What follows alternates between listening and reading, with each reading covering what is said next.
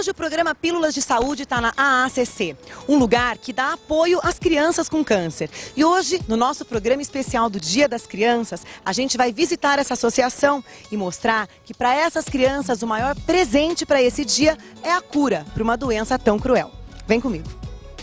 Bom, e agora a gente está aqui ao lado da Helena Wolff, que é gerente-geral da AACC, que vai explicar um pouquinho da história dessa fundação e outras dúvidas que a gente tem e vai esclarecer para você aí de casa. Me conta uma coisa, como que começou a história da AACC? A AACC nasceu através do Dr.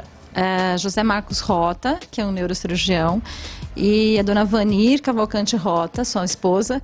Tanto a relação entre dois seres humanos como a relação médico-paciente se baseiam na mesma coisa, ou seja, confiança mútua. Eles tiveram um filho, o Tiago Cavalcante Rota, que teve câncer quando ele tinha 4 anos. Isso foi em 1983. Então o Tiago esteve internado, tanto aqui quanto ele teve que ir para os Estados Unidos, fazer um tratamento lá. E quando, infelizmente, o Tiago não conseguiu sobreviver. Então ele morreu em 84. E em abril de 85, a dona Vanir e o Dr. Rota, junto com alguns amigos, fundaram a AACC, que inicialmente era uma casinha muito pequenininha e que foi crescendo nesses 26 anos. E quais são os serviços que vocês prestam aqui na AACC? Basicamente, a gente tem a questão da hospedagem, né, de abrigo, de alimentação e de estadia das pessoas que moram fora de São Paulo. Então, as crianças que têm câncer e que estão fazendo tratamento em São Paulo, nos diversos hospitais de São Paulo, eles têm que ficar aqui por um tempo, né? E eles vêm de várias cidades do país, de vários locais do Brasil e também de fora da América Latina, alguns países da América Latina.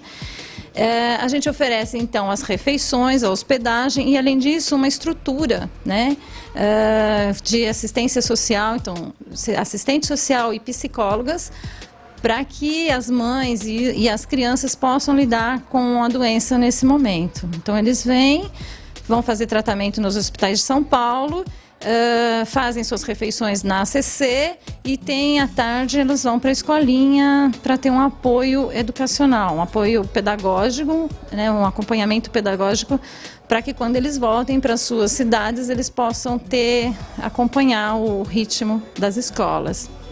Agora me explica um pouquinho, como é que é essa luta contra essa doença? Como é que você sente que essas crianças reagem aqui na associação? A luta é bem difícil, né? Porque isso abala a família inteira. Então, um tratamento de câncer, por exemplo, de uma criança que mora em Belém do Pará, né? Isso exige que ela venha para cá junto com a sua mãe. Às vezes ele tem um irmão que fica lá e um pai que fica lá. Então, imagine uma mulher que está 2 anos longe da família. Então, isso acarreta várias consequências. Então, é uma desestruturação mesmo da família. A AACC procura dar um apoio nisso e juntar, na verdade, as pessoas que têm essa mesma condição, né? Estão passando por essa mesma dificuldade e acabam dando apoio umas às outras. Então, além das psicólogas, assistentes sociais que a gente oferece como apoio, elas mesmas, entre elas, acabam umas com as histórias das outras, acabam aprendendo, né? As crianças, elas têm essa conscientização do que é a doença, desse processo que elas estão passando, da perda do cabelo? Você acha que existe essa identificação por elas estarem num espaço onde as outras crianças também estão se tratando? O que eu sinto é que elas estão num espaço onde elas brincam o tempo todo. Raramente eu vejo uma criança amuada num canto, só quando elas têm um problema com o tratamento mesmo, as reações aos tratamentos. E normalmente elas brincam na boa. Eu acho que elas sentem a dificuldade de algumas coisas que elas não podem fazer, algumas limitações ou de alimentação, algumas coisas assim. E o que elas sofrem com o tratamento. Queda de cabelo, aqui elas não têm grande problema. O que elas vão sofrer mais é quando elas saírem daqui e forem para as casas ou para os espaços, ou principalmente para as escolas, né? Essa é uma questão que a gente precisa olhar muito, que é como essas escolas e essas pessoas fora daqui recebem essas crianças. Aqui elas estão iguais, né? Então, o que eu sinto é que elas se sentem bem enquanto estão aqui e talvez sintam esses efeitos colaterais dos tratamentos, aí sim. Bom, a gente sabe que quem sofre muito com isso são, na verdade, os pais. E a associação, de repente, tem um papel muito importante, porque vocês acolhem, e vocês... você estava até me comentando que tem alguns serviços que vocês gostariam que os pais prestassem para distrair a cabeça e tirar um pouquinho isso da consciência. Como é que vocês colaboram com isso?